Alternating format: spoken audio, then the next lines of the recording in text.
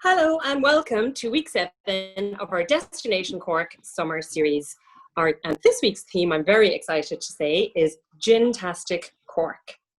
In recent years, I think it's fair to say that gin has experienced a worldwide revolution with gin bars, gin menus, gin distilleries, gin producers, and gin aficionados worldwide enjoying the rise to prominence of this sublime spirit.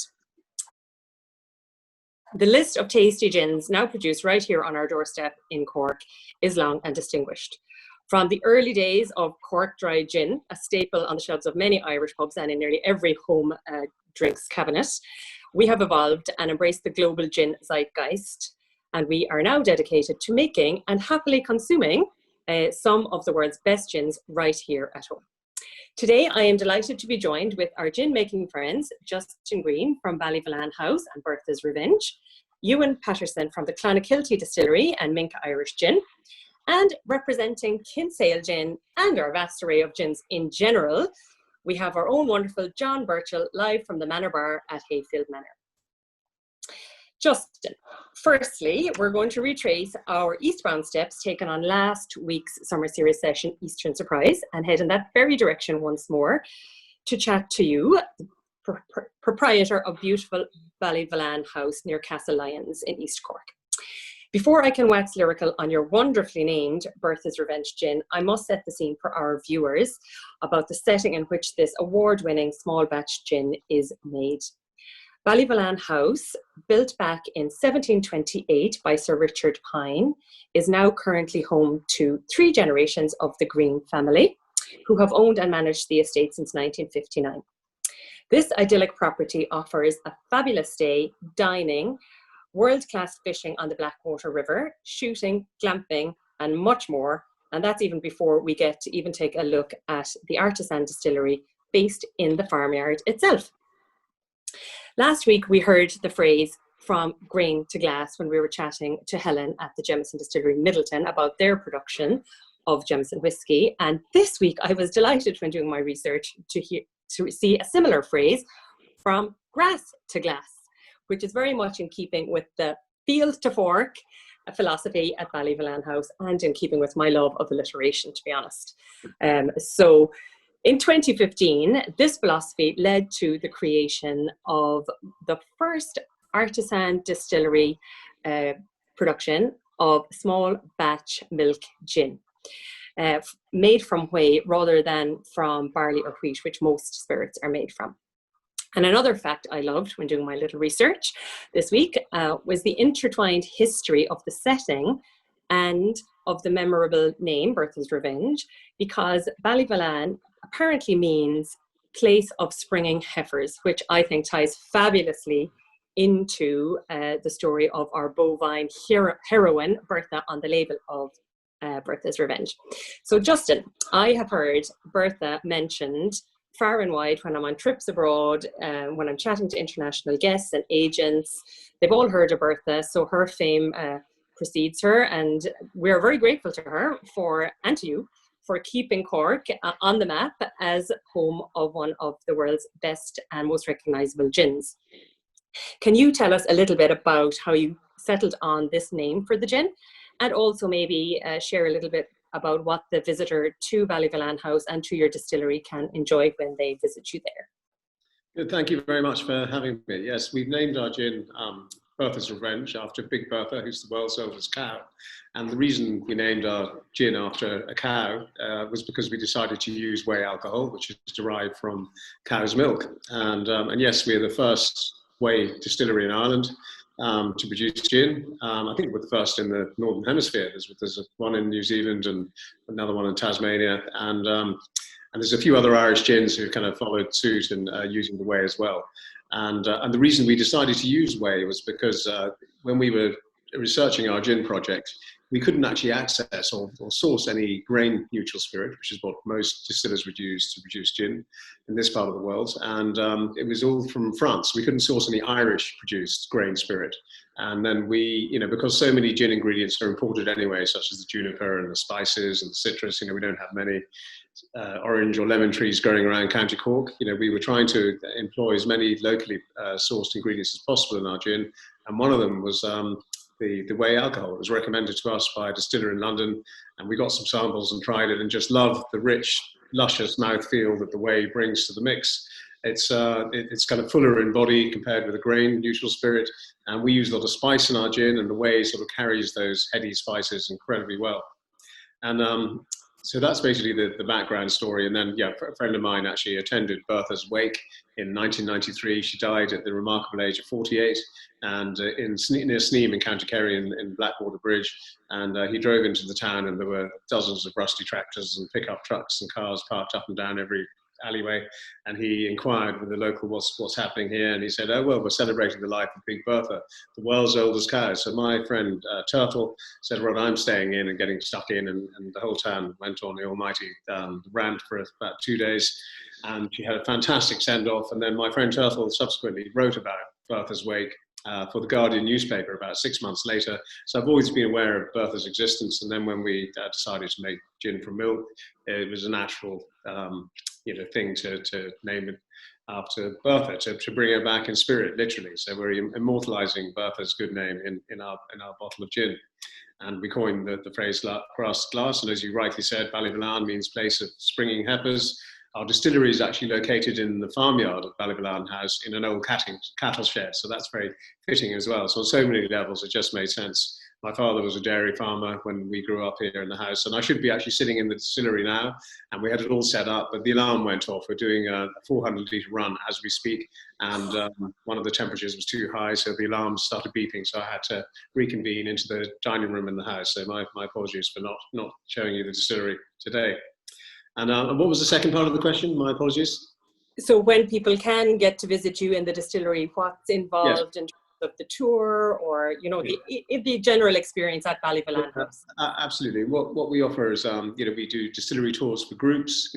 We're not really open for people just to drop by. It's just our rural location, and it's all done by appointment. So we're absolutely delighted to host groups, and they can find our contact details on our website, Ballyvolane spirits.ie, and so we're delighted to show people around, and we can give people a tour of the historic house, the gardens, and then we normally finish up the tour in the distillery, and we give everybody a taste of gin.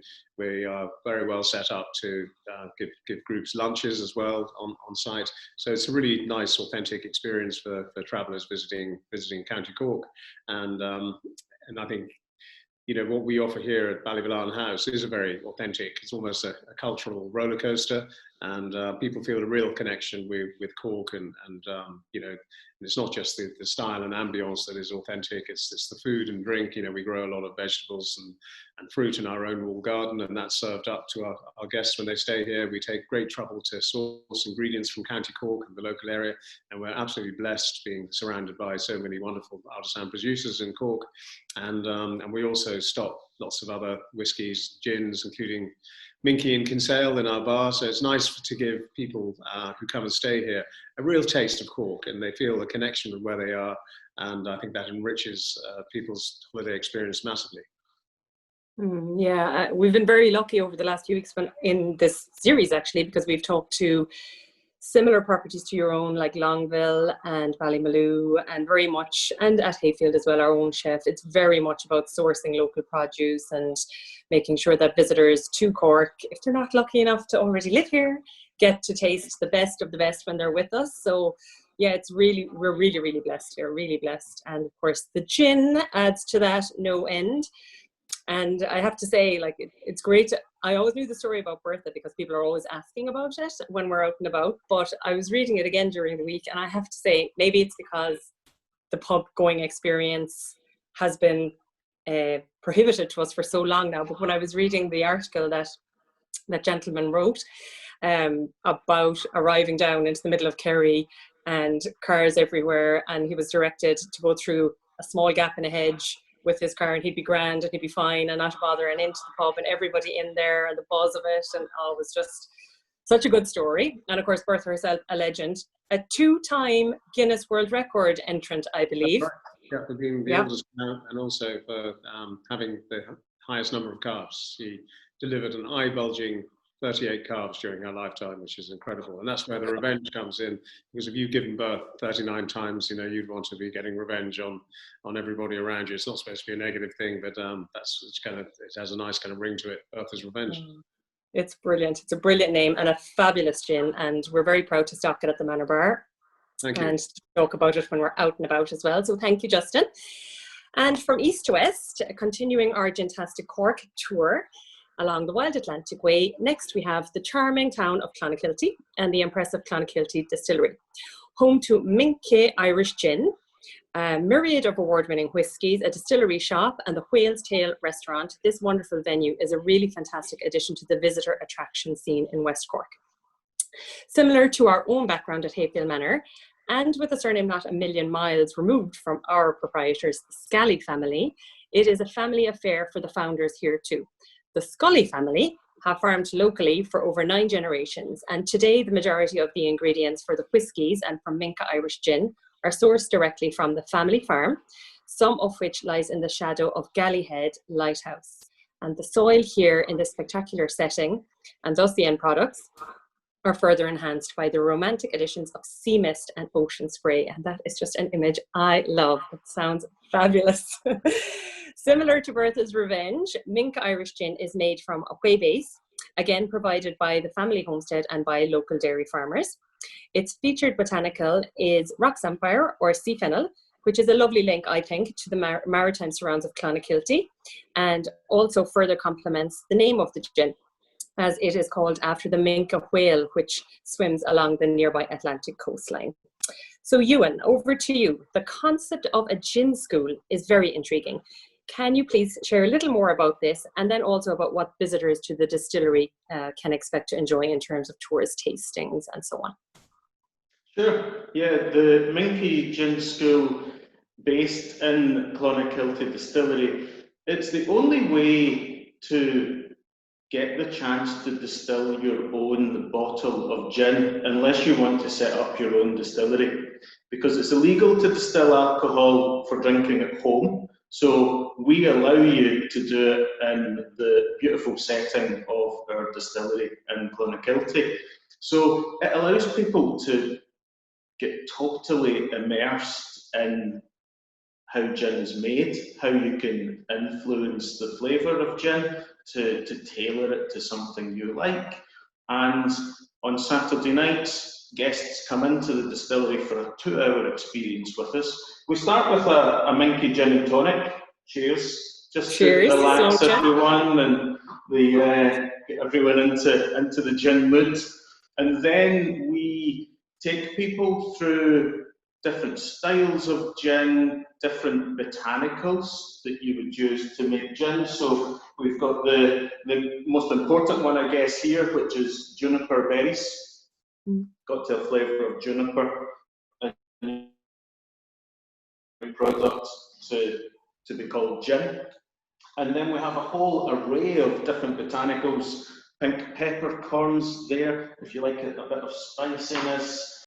So at the gin school, we allow people to use the fresh citrus peel, and that gives the gin a nice fresh flavour. We also do that with our own Minke gin. We use fresh lemon, lime, orange and grapefruit peel, and we also use the rock samphire that we forage for ourselves from the cliffs here in West Cork. We use that fresh when it's in season. So we'll be distilling with that over the next 2 or 3 weeks, and that component will go into the Minke gin. So yeah, we call it Minke Gin School, but it's more about having fun than a school experience. Very good to do when you're getting the kids ready to go back to school after all the changes that we're going to have to look into for getting kids back to school after this summer break. Why not treat yourself, go back to school in Clonakilty and learn how to make gin. So at the end of the gin school, everyone leaves with a 500 millilitre bottle of their own gin creation. That is lovely. Who wouldn't like that, I have to say. And I think actually even tacking the name gin onto school automatically means it's going to be something a lot more fun than the normal run-of-the-mill learning. So yeah, I love the idea of that. It's really good. And I also love the idea of foraging for the samphire out on the coastline. Oh, that must be spectacular along there, along Clonakilty. Yeah, so last year the office team, we let them out for a morning, and they went out and gathered the rock samphire, brought it back to the distillery, and the guys started to distill with it.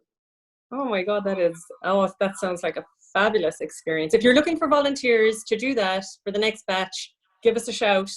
We'll scoot down the road to Clonakilty as fast as our legs can carry us, because it's lovely to be in Clon at any time, but to do something like that would be really special. And then we might swing by to have a gin as well. We never know. We could take one for we could take one for the team there and swing by for a quick gin. So finally, we had hoped to chat to Ernest Cantillon from Kinsale Gin today, but duty called. And on hand to actually showcase this fine gin, we now have our brilliant John Burchill holding fort at the Manor Bar. Before we witness John's gin cocktail making skills, a few words about Kinsale Gin. I already loved and love still the town of Kinsale. It really just has everything, cobblestone streets, colourful houses, galleries, vibrant pubs, a stone's throw from the beach, fantastic restaurants. It's the gourmet capital of Ireland. So, there's a reason it's one of the things we always recommend our visitors to go and visit Kinsale. And then when Ernest and his compatriots at Kinsale Spirit Co., Colin Ross and Tom O'Riordan, developed Kinsale Gin, they really solidified my love for the place and for the products that come from there. It's housed in a very chic black angular bottle. As you can see here, John has it in the middle of the Minke gin and Bertha's Revenge on the counter. A really nice bottle, very chic, and it looks effortlessly cool, as do all of these lovely gins on our bar shelves, and it looks even cooler in a glass with a slice of orange, which is how I think Kinsale Gin like to present their gin and tonics. It contains apparently no fewer than 21 botanicals, which are gathered seasonally and sensitively. And according to Kinsale Gin, leaving enough for the birds behind. So they don't take everything and anything, they just gather nice and sensitively and seasonally from their local surroundings in Kinsale. So Kinsale Gin has entrenched itself as a firm favourite at home and abroad, like our other gins here today, winning a number of prestigious awards. And next up for Ernest and the gang at Kinsale Spirit Co. is the launch of its stable sibling, Red Earl Whiskey, which is the first in 3 of their collection about the Battle of Kinsale. And there's also planning afoot for a distillery and visitor experience. So watch this space. And in the meantime, we asked Ernest for their most popular gin cocktail, which is apparently a Kinsale 75. And we've duly roped in John, our cocktail making expert, to give us a first-hand lesson in how to create this tasty gem. Over to you, John. Hi everyone. So today we're just going to make a very simple French 75. It's very straightforward cocktail. All you need is your lemon juice, simple sugar syrup, obviously gin. We're going to use the Kinsale Gin today, champagne, which is everybody's favorite also, ice and lemon, and that's it. Okay, so what we'll start with is we'll get our cocktail shaker here and we'll just fill it up with ice. That should be enough. And then also I'm just going to fill up my glass and let that cool, okay? Now, Nice. so I leave that there for you. Very nice Okay. crystal there, John. I like your choice of champagne glass. You know me now, Karen. I know. So, Lovely. First Very of all, fun. we're going to just do a mixture of lemon juice, Freshly pressed. as always. Lovely. And then we have our sugar syrup. Okay. And how did you make the sugar syrup, John? How much sugar? For those of us at home who don't have your bartending skills, what do we need? It's just simple sugar and water. You can add like lemon juice or something like that to give it a little kick, but just simple sugar and water, absolutely fine. Lovely. Next then we have our gin. So we're going to use the Kinsale Gin, but in the Manor Bar we always would ask a preference, whatever anybody would like. If they have a preference of gin, of course, we have, as you can see, many gins. So I'm going to do a 15 ml measure. Lovely. Now, so then most importantly, we shake. It's going to shake for about 10 seconds, so forgive the noise.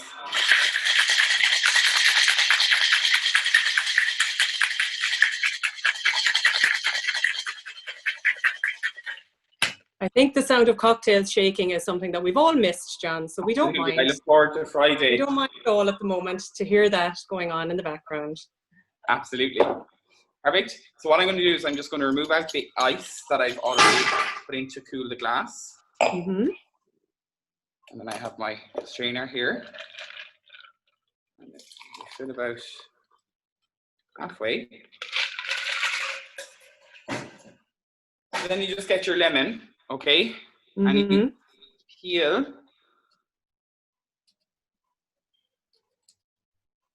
And what you're doing here is you're allowing the citrics to come out. So you just, and you coat the glass.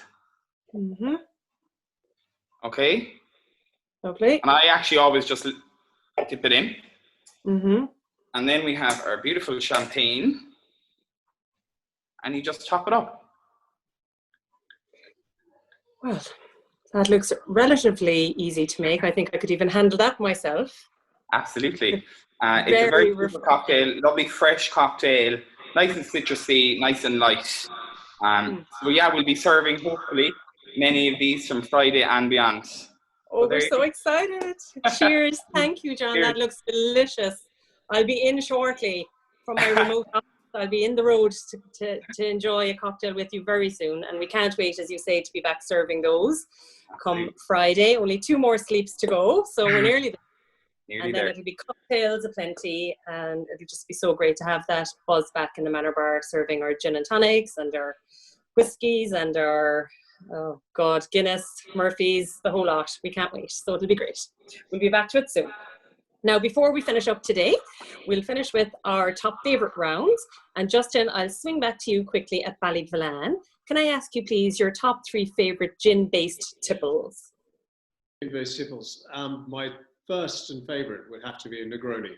That is a classic Italian drink. It's quite bitter. I think the Italians, go for bitter, I think, to counteract the heat in Italy. So, I find in the Irish and UK market, they kind of sweeten the Negroni ever so slightly just to suit our palates a bit better, but it would have an equal measure of gin. And then you'd have a bitters like Campari, for example.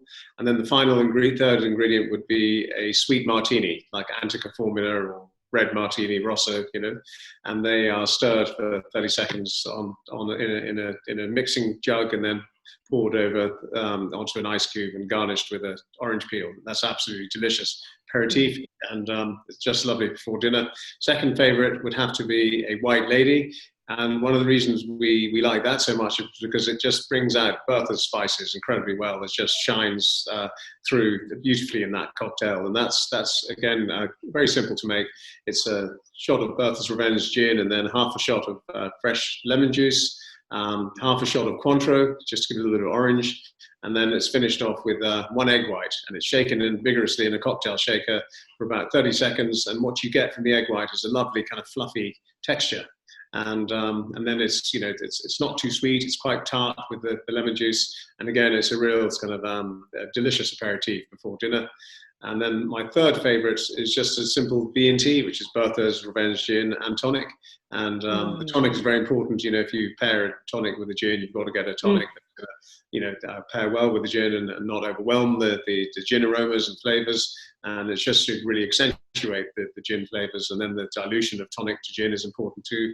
And you just have to trial and error and see which one suits you best. And then we use just a simple orange peel or grapefruit peel garnish, and that's where all the flavour is, and the zest. And without any of the pith, just a little bit of zest, and it just brings out adds a bit of sweetness to it. And so those are my 3 favourite gin-based tipples. Very nice, but they are all delicious. And I am partial, I must say myself, to a grapefruit, the ruby red grapefruit garnish. Yeah. And it tonic. So nice to hear that mentioned. Before I move on to you, and I just want to ask you about your slow gin there. I see that bottle there next to you, and that doesn't look like a clear normal gin. So we must hear a little bit about that, please, if you don't mind. Slow Bertha is I'll just read what we have on the label. It explains it beautifully. It's a warming tipple made by infusing wild and cultivated sloes with Bertha's Revenge gin. The sloes are picked from the hedgerows around Ballyvolane House and beyond when they ripen in the autumn, and they usually ripen around the end of October, November. And then we steep them in our regular gin at 42% for up to 6 months. And then we decant the berries from the gin. And during that time, we would stir and shake. They're in big 200-litre barrels, and we sort of shake them and roll them just so you get good maceration and good contact with the fruit. And what's left is a stunning, really beautiful colour, dark red liquid. I don't know if you can see it very well on the Zoom. And then we add sugar at the very end rather than at the beginning. A lot of the housewife recipes would recommend you add sugar and leave them on the windowsill in the sunlight, which is completely wrong. And we would always advise adding sugar at the end, because then you can control the level of sweetness. And every year it's different, the amount of sugar we add to the finished product, because sometimes the berries are slightly more ripe one year compared to the next. And we would line up 5 different slow gin to sugar ratios, taste them all, and then we would decide which one we bottle. And as I said, it does vary from one year to the next. And it's lovely in the winter time at a rugby match in a hip flask or out on a hike. And it's delicious at Christmas in a Bellini. We just have a little dash of slow gin and topped up with Prosecco or champagne. And then our signature cocktail in the winter time is a hedgerow martini, which is 2 shots of slow gin, 1 shot of Bertha, little dash of fresh lime juice, dash of elderflower cordial, and then 2 fresh blackberries, and that's shaken vigorously in a cocktail glass and served into a chilled martini glass. And then we use just a frozen blackberry as a garnish, and it has all those ingredients, all foraged from the hedgerows during the different times of year, and it's really good. We're very proud of it. That sounds delicious. Right now we're in summer, of course, so I'm thinking the White Lady sounds good and the refreshing gin and tonic sounds good, but I'm already imagining Hayfield Manor and Ballyvolane House and all the lovely Irish country houses in Ireland's Blue Book and in the Hidden Ireland collection. Decorate for Christmas, and then sitting by the fire with your slow gin martini. It would just be heaven. I'd say you'd have a good bit of festive cheer, judging by the volume of 2 shots of gin and 1 shot of slow gin inside in it as well. It would be a lovely way to sing yourself into Christmas, I have to say. Over to you, Ewan, in Clonakilty. Given your spectacular location on the wild Atlantic Way and the romantic setting in which you find yourself foraging for sea fennel and out along the coast all of the time, I have to ask you what your top 3 favourite beaches in West Cork are on which to watch the sunset while sipping a refreshing gin and tonic. That's a tough question, because we're spoiled for choice down here for fabulous beaches. But I guess first off that springs to mind in Shadoni. It's a stunning setting with 2 vast golden sandy beaches, nice and flat, so it's safe to get in for a paddle. There's a surf school down there as well. For me, it's when my family visit me from Scotland, it's where I take them, because it gets that wow expression when they see the beaches. So Inchydoney is my first choice. Second would be Red Strand. Red Strand out through Ardfield, so southwest from Clonakilty town. That's where the Scully family farm is. And that's the coastline that we forage for rock samphire.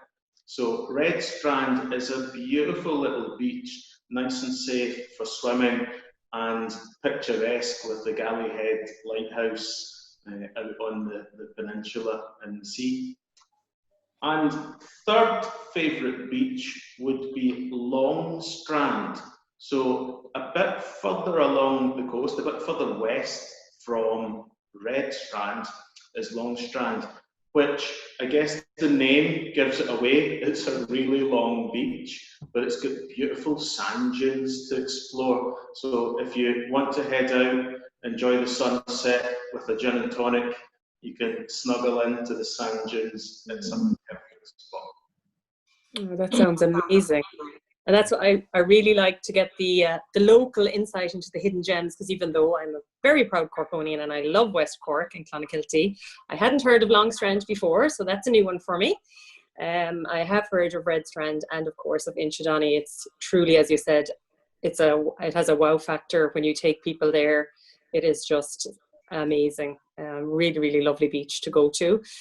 And it's nice actually to have a bit of both there on your doorstep. So you've got Inchydoney, which has 2 very long beaches, and then Longstrand, as you mentioned, but of course the small kind of cuter boutique beach, shall we call it, at Red Strand.